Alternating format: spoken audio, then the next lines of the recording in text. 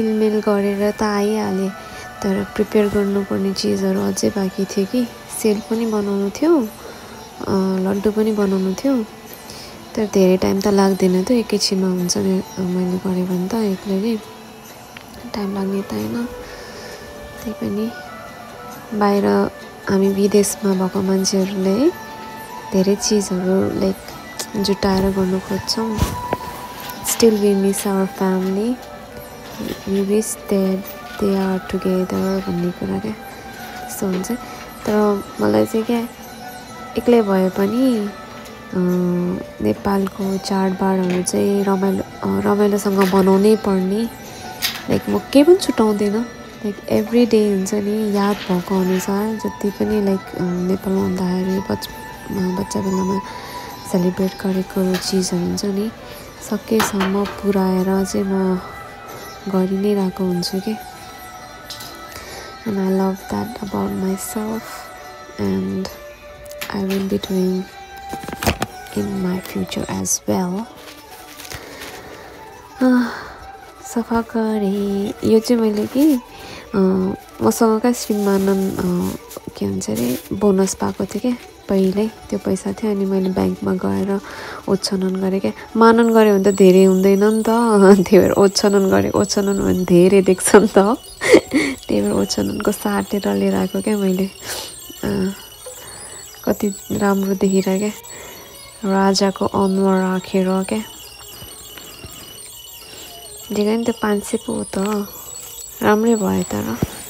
राम्रै देखिरा भने तर म नेक्स्ट इयर स्योर ओमाननको गर्नेछु यो चाहिँ मैले के सेलको लागि उस गरेको थिएँ थोरै बनाएको धेरै चाहिँ बनाएन यसपालि मलाई चाहिँ कस्तो खोकी रुगा लाग्नु थालेर उकर कस्तो गाह्रो भइरहेको थियो अनि म चाहिँ अहिले औषधि खाएर अलिकति हल्का चाहिँ भइरहेछ still guys be careful with cold है कोरियाको वेदर एकदमै डेन्जर भइरहेको छ so be very careful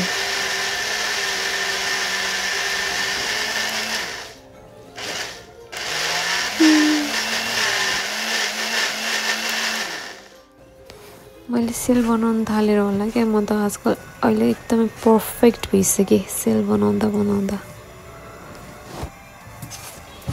command चाहिँ गरेको होइन है लास्टमा आएर क्या थोरै बनाएँ छिटो बनाएँ बिकज मेरो क्लास थियो क्या अहिले यतिखेर त 6 बजे के 6:10 भइसकेको थियो मलाई लड्डु पनि बनाउनु थियो अनि छिटो हतारले लड्डु बनाएँ गर्मी भएर मलाई पछि फेरि गर्मी स्टार्ट भएर अनि लड्डु बनाएँ अलि छिटो बेसनको लड्डु बनाएँ थोरै बनाएँ मलाई र मेरो साथीको लागि बनाएँ मलाई यहाँ पूजा गर्नलाई र उसलाई लड्डु चाहिँ यस्तो बने है गाइज अनि दिस वाज माई क्लास यो चाहिँ खासै त्यो केआइआइपी को अटेन्ड गर्नै पर्ने सेमिनार टाइप्सको 2 आवर्सको थियो त्यो सुन्नै पर्ने भएको भएर एकछिन बसेँ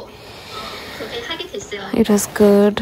एन्ड हेल्पफुल भनौँ न अनि त्यसपछि म चाहिँ छिटो जिउ खल्ला गरेर रङ्गोली बनाउनुतर्फ लागेँ खासै त्यस्तो राम्रो रङ्गोली बनाउनेवाला त होइन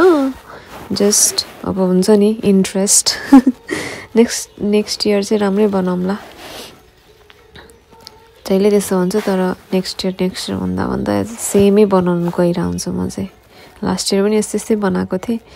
यसपालि चाहिँ अलिकति आइडिया लिएको क्या यो सिक्काको उयो गरेर लक्ष्मीजीको पाइताला बनाएको क्या मैले सो आइडिया लगाएर क्युट भएको थियो आई लभ माई इन्भेन्सन भनौँ न अनि छिटो गरेर टाइम पनि धेरै भइसकेको थियो 9 बजिसकेको थियो पूजासुजा गरेर सुत्नु पर्यो भोलि काम छ नि त अनि छिटो गरिहालेको बत्ती बाले प्रे गरेँ